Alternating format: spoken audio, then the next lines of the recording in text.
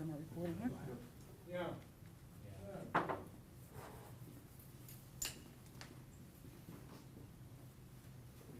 Good, how are you? Good morning. 1, 2, 3, 4, 5, 6, 7, 8, 9, 10. So good morning. So we are in the middle of National Public Health Week. For 25 years, the United States has observed National Public Health Week as a time to recognize the contributions of public health and highlight issues that are important to improving the health of our nation. Right now, more than ever, the importance of a strong, effective, and well-resourced public health system has been on full display during the COVID-19 pandemic response. We are here to serve. Every day in communities across Cuyahoga County, across Ohio, and throughout the entire country, local and state health departments are working to create conditions in which everyone has a fair opportunity to be healthy, everyone. We vaccinate your children and parents and grandparents against once devastating diseases. We visit moms and newborn babies to keep them safe and healthy. We support children with medical handicaps and work to prevent infant mortality and racial disparities and inequities in our communities. We coordinate the support for people living with HIV and AIDS in Northeast Ohio, and we prevent opioid overdoses. We protect the food supply in grocery stores and restaurants. We analyze community data for critical public health decision-making. We promote healthy eating, active living, and reduce tobacco use. We promote health equity and fight for those in our community who face the compounding disadvantages associated with racial inequities and poverty. And as you're seeing in real time, we evaluate, respond, and control the spread of illness in public health emergencies like COVID-19. We do these things and much more. Please go to ccbh.net, our website, learn more about how we keep you and your loved ones healthy in ways that often aren't visible to society. I want to thank all of our wonderful staff here at the Cuyahoga County Board of Health and our partners and my friends across Ohio who I've known for 30 years. Public health warriors, one and all. So there's some new data that Kevin's going to show, Kevin Brennan, our communications officer, that we picked up from Google. And so he's going to present it up on the screen. If you'd like to give time to shift, we'll let you do that.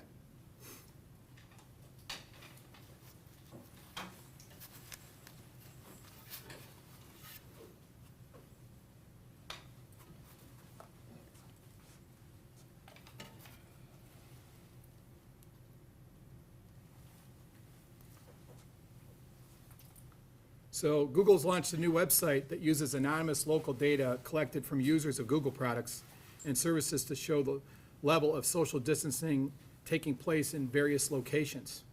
The COVID-19 Community Mobility Reports website will show population data trends in 6 categories: retail and recreation, grocery and pharmacy, parks, transits, workplaces, and residences. And what you see is, I think, some very promising data that tells us that Ohioans and Cuyahoga County residents are staying put. They're staying put, and we are seeing the models that we'll talk about in a bit, and we've been hearing more about in the press, are indicating that Ohio is flattening, significantly flattening the curve because of these things, and Cuyahoga County residents are a big part of that. But the message here is that we cannot relax on this. We need to continue to follow the Ohio plan. The data will check changes over the course of several weeks and as recent as 48 to 72 hours prior. It will initially cover 131 countries as well as individual counties within certain states. Google says the data will be collected in aggregate rather than at individual level and won't show absolute numbers of people showing up at parks and grocery stores. It's outlining percentages which highlight potential surges in attendance. So we're going to use these data along with the data that we collect from hospitals, along with our public health data on cases and contacts that we're tracking. A whole range of data come together to help us understand at a very granular level the situational awareness in our community. But let's be clear that we need to continue to stay the course. We need to continue to follow the Ohio plan. It's working. And so every time you stay home, every time you work remotely, every time a business decides to close in support of their community, every time somebody washes their hands, like their grandmother said, every time surfaces are cleaned in commonly used areas, every time people stand back and give space in grocery lines and in stores, you're saving a life. You're preventing someone from becoming ill. Every one of those interactions, and you're part of it.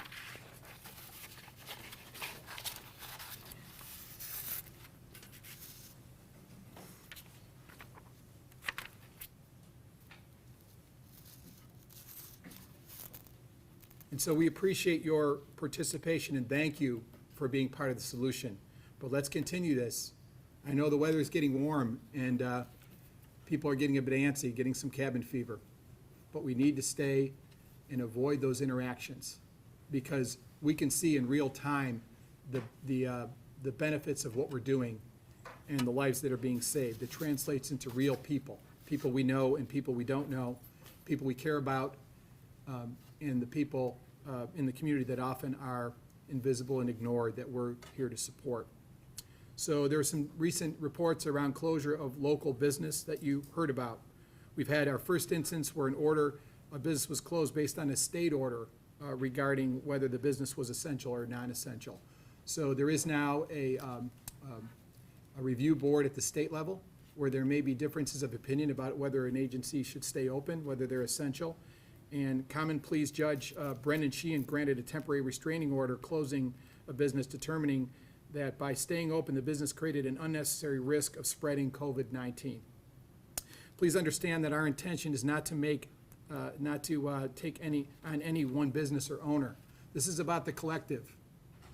So if people are gathering in a store, think of a scenario. People are gathering in a store and congregating. They may unknowingly be spreading COVID-19 to people in that store who could go back in their communities, back to their families, back to their workplaces, and then ignite chains of transmission, perpetuating cases and potential fatalities. So these things are interrelated. And so these steps that are taken to protect the public's health are working, and we support them, and we appreciate the cooperation with the business. It's our intent to protect the spirit of the order, which is rooted in trying to get people to stay home and not congregate. We're doing this because it's working.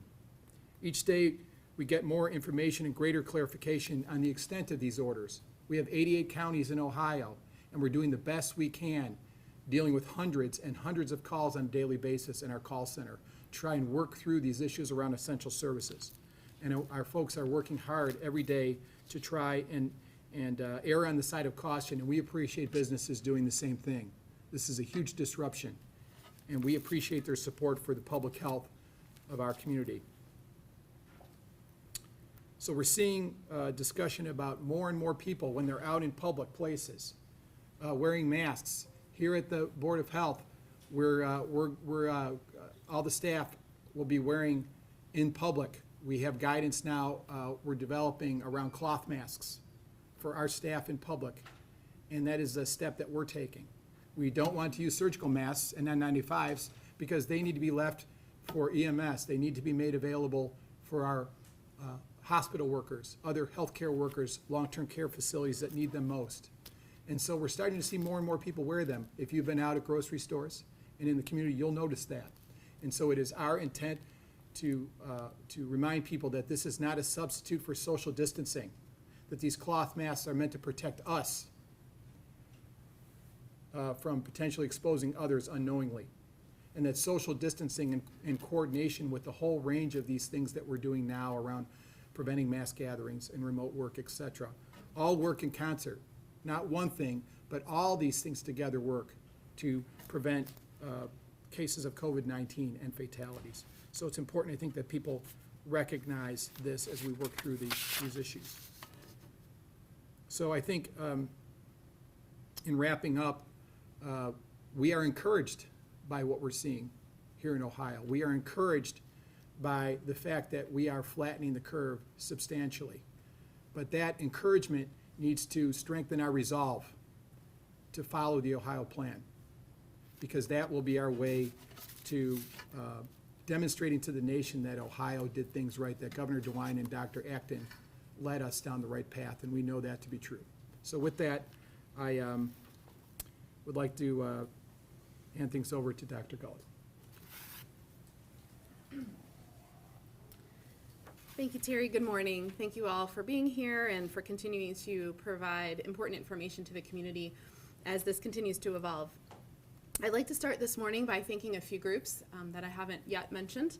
I'd like to thank all of our staff in the correctional facilities in our community and also across our state and our region.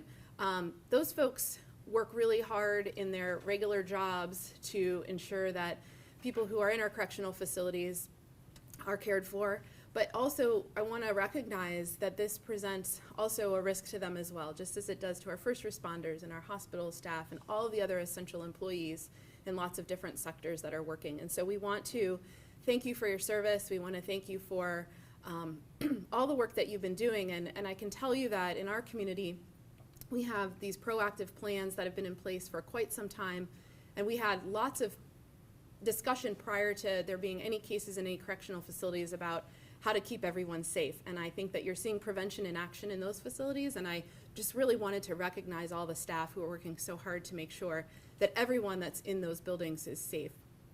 I'd also like to recognize all of our social service partners. I feel that I wish I could name every social service partner that's working extra hard and a lot of extra time right now to make sure everyone in our community has the services and supports they need that maybe they didn't need before this started. So many people are out of work or they're needing supports they haven't in the past, and our social service agencies are stepping up and really working hard to make sure everyone has what they need.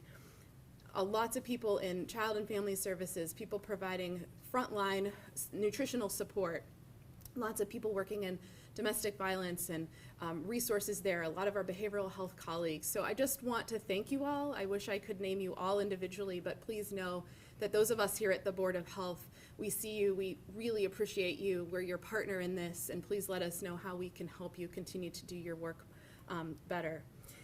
The National Public Health Week theme, and picking up on where Terry left off talking about the National Public Health Week, we don't normally get to talk about National Public Health Week in front of media as robustly as we are now with this pandemic, but it's important that we take that opportunity to highlight the messages that our national public health organizations have set forth. Those were designed before the pandemic of COVID-19 came about, but they're very important in this pandemic and also outside of it. The theme for this week is violence prevention, and we want to let people know how important this is all the time, but particularly during this pandemic when stress levels are high and we're seeing increased reports of domestic violence incidents. We want people to know that the Domestic Violence and Child Advocacy Center works 24/7 to support those families and individuals who are victims of domestic violence, who are survivors of domestic violence, and who need help in the moment and on into the future.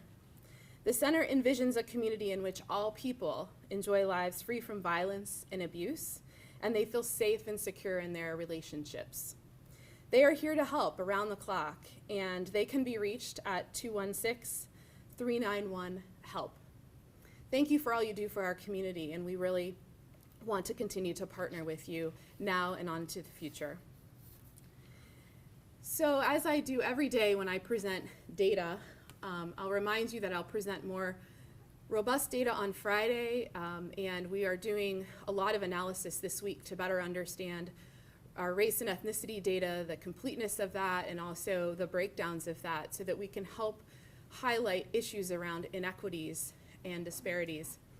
So more information will be forthcoming with the additional robust data that we provide on Fridays. But with the data I present on Mondays and Wednesdays, I want to again remind you that every person represented in these data is a critically important and valuable member of our community who has been really affected by this virus.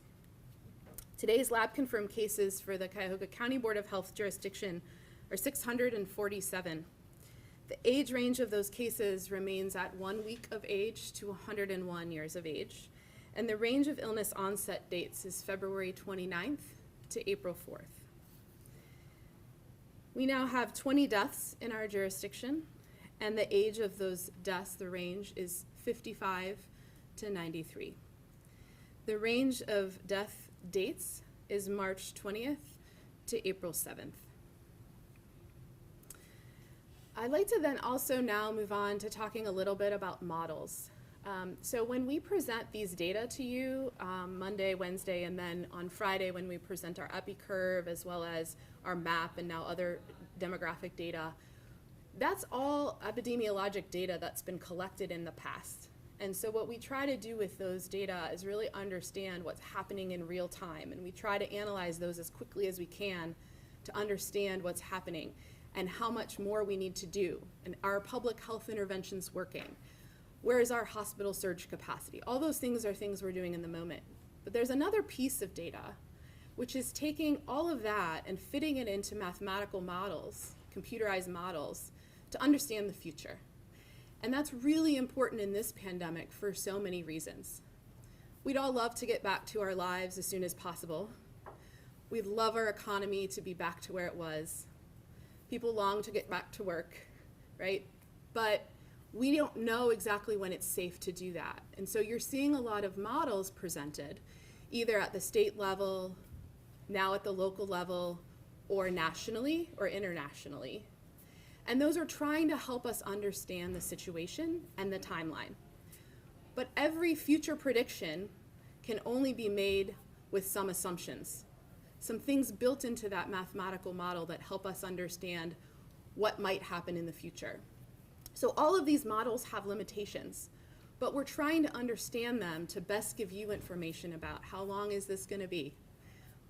How long do these public health measures need to happen? And so we'll continue to help you understand those as they evolve. But it's really important to understand that those models all take into account what's already happening with social distancing, staying at home, all the public health measures we're doing in terms of case identification, isolation, contact tracing, quarantine. So all of those things in those models say that we're going to continue to do this for now. And so we don't want people to see those models and think this is going to be over in a week or 2 or 3 or 2 months or whatever model you saw. And that means I can sort of let up, not wear my cloth mask, go out, start having parties at my home, etc.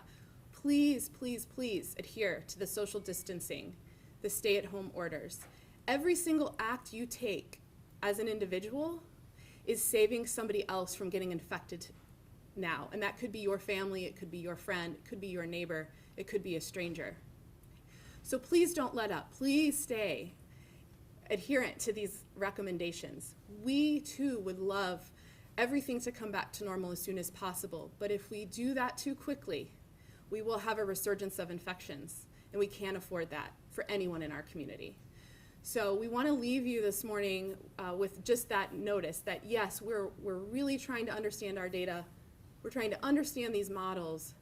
But more importantly, we want you to hear that everything you're doing is working in this community and across the state of Ohio, and we can't let up.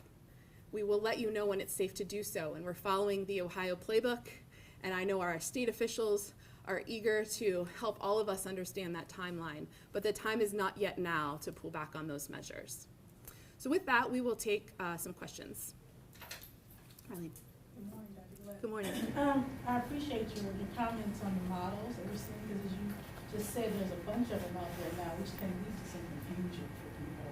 And as you know, Metro Health came out with another model yesterday, which basically said we're not going to see a big surge, there'll be more clusters. But what do you think of that particular one? Great. So the question is, what do I think about the model that our Metro Health partners released yesterday that talks not about a big surge and a big top of the curve, but about clusters and a longer, more ongoing cases sort of percolating for a long period of time rather than a big surge. I would say that that model is helpful for a lot of reasons. You've all heard me talk at nearly every press conference for the last few weeks about clusters.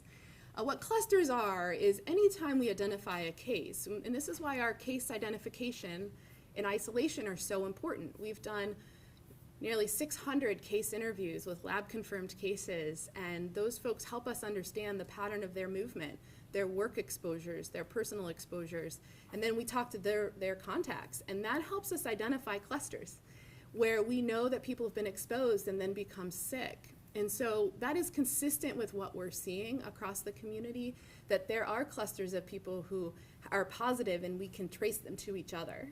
And so that's definitely something that we know is happening, and our team here is very aggressive about understanding those and isolating and quarantining people related to those clusters to try to prevent the combination of clusters from coming together and creating a big surge. But we also know that without enough testing, we're probably not understanding the full extent of the infection in the community. And that includes probably other clusters that exist that haven't been able, we can't get those people tested. So I do think there's definitely some high value to that model, and we're very appreciative to Dr. Boutros for sharing it with the community. But it's one model that tells the story of what we're seeing, but other models are also helping us understand from different angles. So when do you think we will see the top of the curve here in our area? Because there's different models are saying different things. What's your thoughts on that? Yeah, so the question is, when do I personally think we're going to see the top of the curve? I really don't know. I wish I did. I was asked that question yesterday with a group of colleagues on the phone, and one of our colleagues, epidemiologist, doctorate level epidemiologist, is working really hard to understand all the assumptions in the models so that we can better articulate or communicate to the public about which model we think best represents our local context the best. But I don't think it's going to be a clear answer. I think that this continues to evolve. Without testing, we're really not able to adequately understand the different pathways of transmission. The other thing I'll say is that clusters are very helpful to understand, but there's a lot of community spread happening where there's no clear exposure to somebody else. So clusters help us, but there's a high degree of community spread where we don't know where someone got it. They got it probably out and about at the store or something like that. So that's also important to consider when you think about the top of the curve, whether we have a big surge or several big surges or a slow percolating infections over months. Either way, we know there's both cluster spread and community spread. Is there anything new on testing in terms of an increase locally? So the question is there anything new on testing locally? No. I will certainly be very excited to share with you the morning I find out. I might call a press conference when there isn't one if we get testing. But no, and I remained absolutely determined to figure that out. I don't know where the funding or where the resources are going to come from. Our hospital partners, we continue to work with them to try to increase the public health side of the testing, but broad-based community testing is essential for us as we work through this over the next few months. And so as soon as we know how and when that's coming, we will communicate it with you, because we and our team here are eager for that to happen so we can best serve our community in this response. I had a couple questions for Terry about the consignment store situation.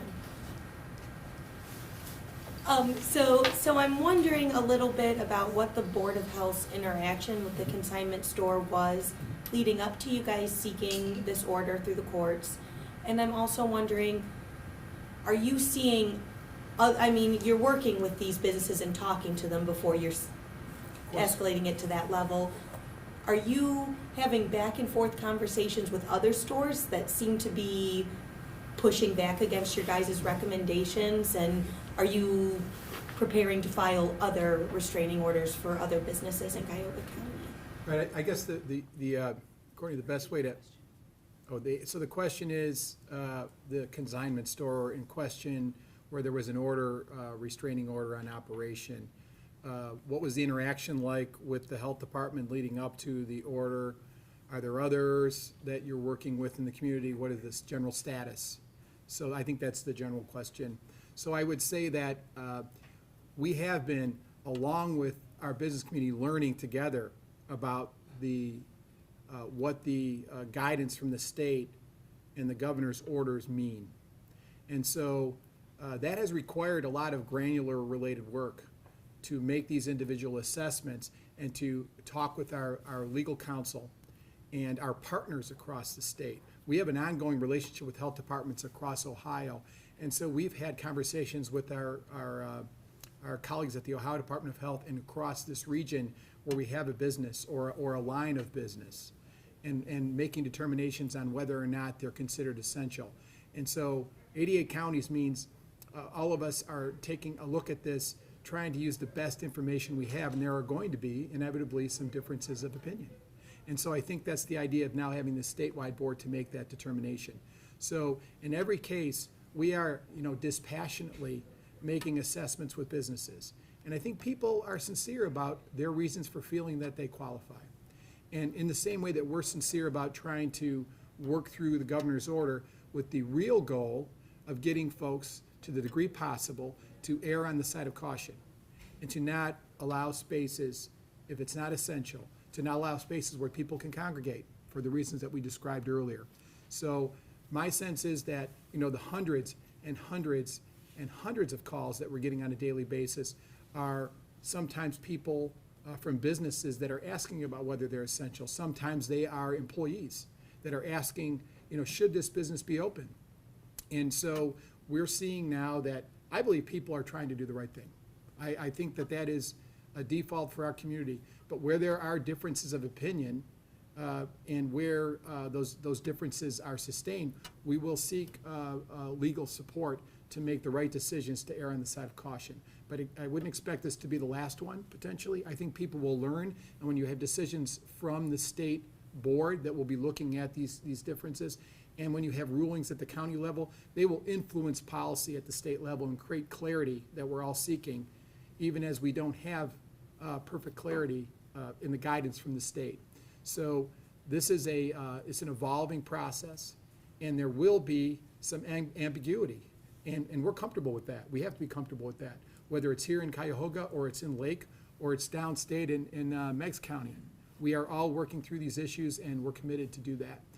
But I would expect it's possible we would have future rulings. I wouldn't say that people are outwardly sort of thwarting the law. I would say that they may have a difference of opinion about their interpretation, and I think that's sincere, and we're okay with that.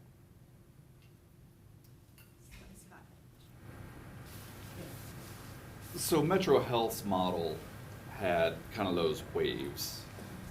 It's kind of different than the more traditional models that we've been seeing. I know you don't know exactly what things are going to look like in the future, but is there a way to kind of lean one way or the other toward what you're expecting here in Northeast Ohio?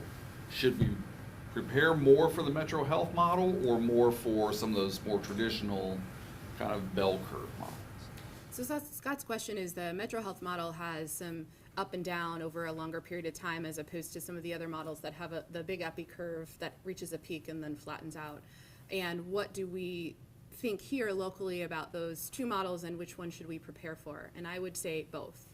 I think that there is a lot of merit to understanding both models and how each of those groups of modelers have come to those results, and that's also part of understanding the assumptions behind those models and why our team is working so closely with our hospital partners who all are working on modeling as well, and in addition to our own team here, to understand what those assumptions are and how they apply to our local community. Again, remember, our community is not just the residents who live here and work here, but it's also the people who seek hospital care here. And so we have some assumptions here that we need to think about, which may not apply to some other counties that have fewer hospitals, or their hospitals aren't the tertiary and quaternary care centers that we have here, where people come in to have high level intensive care unit support.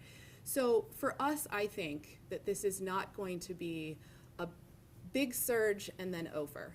Okay, I think for our community, and again, this is just based on my understanding and our team's understanding, that there's probably something in between both models that applies to our community. And it is possible that there are multiple surges at some point over time, particularly if people do not heed stay-at-home warnings and they don't practice social distancing and they go out and begin to do things and gather in groups in a premature way. That's certainly there. These models depend on those public health, we call mitigation efforts, those community-wide efforts, to be intact. And if those are not intact, we will see more, right? But we also know that these clusters are also driving some of that. So I suspect that it will be a combination of the two. But again, we're continuing to learn, and this is evolving. And so we'll continue to help the local community understand these models as we understand them better as well. Does that mean people should prepare for kind of a longer stay-at-home period than maybe initially thought? The question is, should people prepare for a longer stay-at-home period than we thought? We are following the governor and Dr. Acton's orders on those, and I think that they have access to the best world-renowned modelers trying to apply understanding to the state of Ohio, and then we're trying to apply understanding to our Northeast Ohio region. So I think in concert with our state partners, we can provide further guidance about that, but I would tell people that this is not where you think life will return to normal as you knew it 6 weeks ago or 8 weeks ago quickly.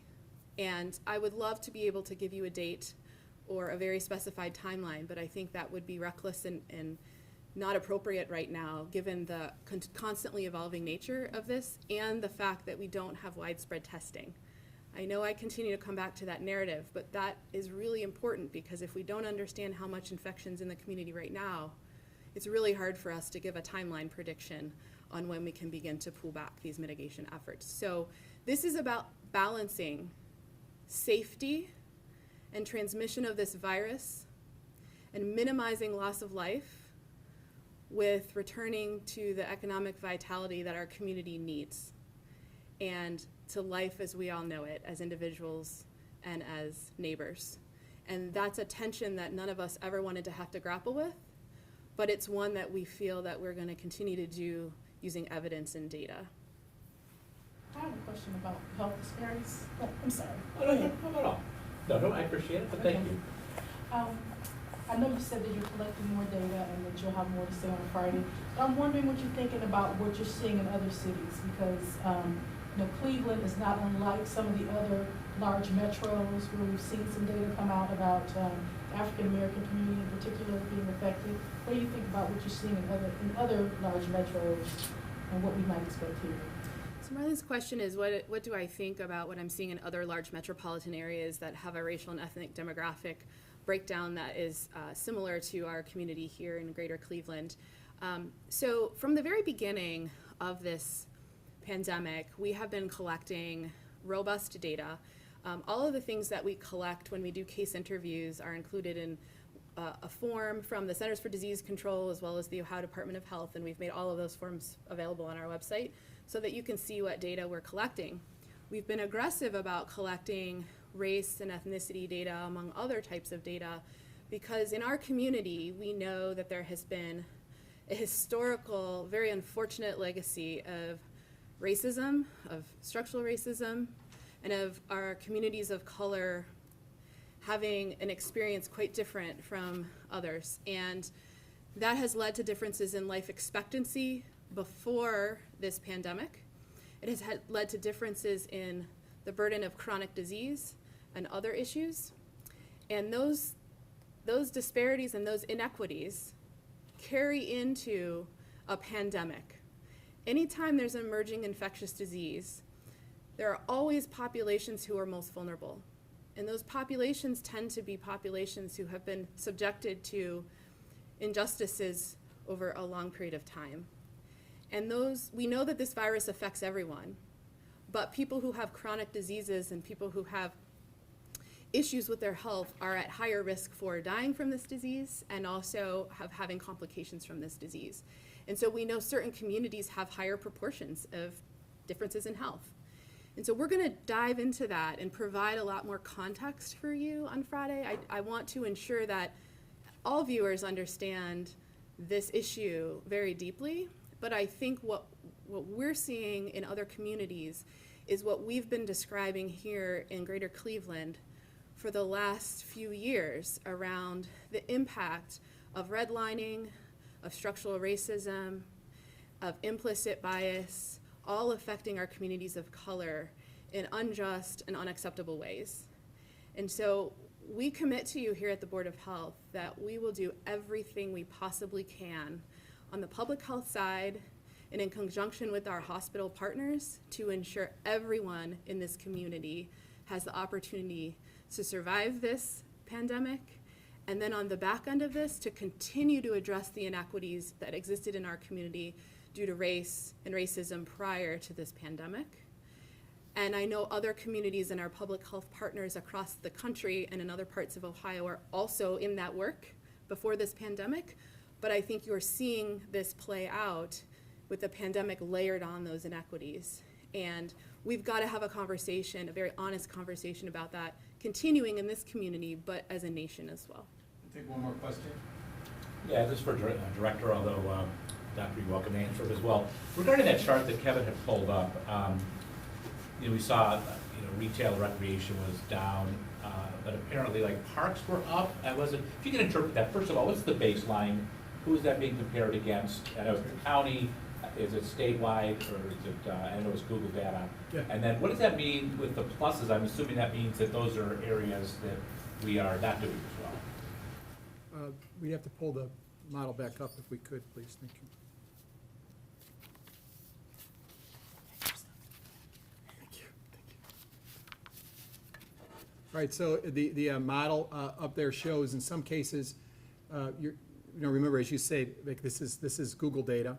So we use this as one of the many pieces of information on a dashboard of data, whether it's our information on our cases and our contacts, information on hospital systems, a range of indicators that help us understand in conjunction with our state partners what's happening. So we think it's another interesting data point that we'll take into account. So if we see minuses, we're seeing the number of people that are sort of congregating in places like retail and grocery stores, that seems to be down compared to baseline. People may be in parks. We think it's okay if they're in parks as long as they are social distancing. So physical activity is good. Let's do it safely. Let's create some distance. If you walk around your neighborhoods, and many of us were out seeing the supermoon last night. I know I was. It was a beautiful night. But I saw people taking great steps to be distanced from each other. Even as they were admiring the moon, it was beautiful last night. And it was a beautiful night for weather and to get out and to get some exercise. But use of parks is good because people are sort of cooped up inside, but creating that distance is really critical. So you have to bear that in mind when you look at the data. I think transit relates back to people going to work, back and forth. And so workplace as well. And people are hanging out at home more when you look at the residential data.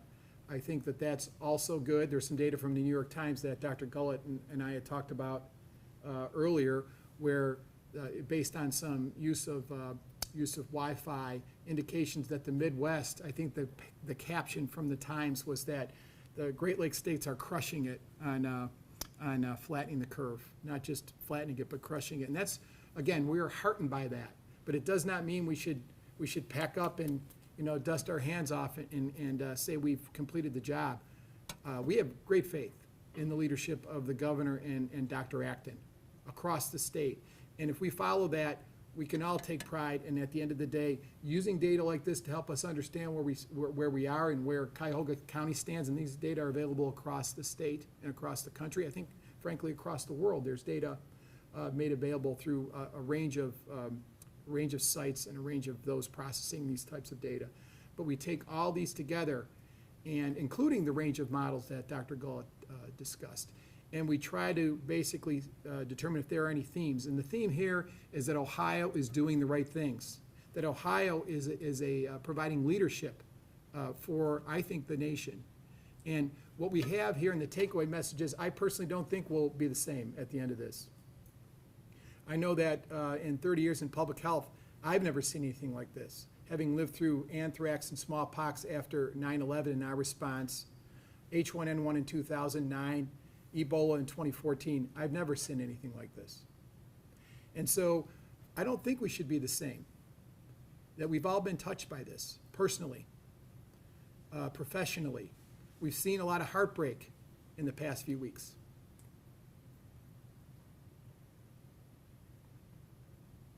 I've also seen some incredible breakthroughs and some incredible heroism in our staff. And I don't think we'll be the same, but we'll be better for it. And we'll remember what public health is for in this community and why it matters. And so that I am heartened by. So with that, I think we're going to wrap up as our last question. We appreciate, as always, your time with us today, and be safe, please, with your families. Thanks. And Director, just real quick, that's the 87 other counties as the baseline, or is it the country? I have to check. Vic, I have to go back to the data to check. I No don't have an worries, answer yeah. for you right Yeah, now. but on that. I understand the baseline. Right, the wasn't sure if baseline. Compared against Ohio. I'll go back to the Google site, and we'll let you know on Friday. How's that? All right, thank you, thank you. Thank you all. There's semi-healthy oatmeal over here. Cookies for you. Have a good one.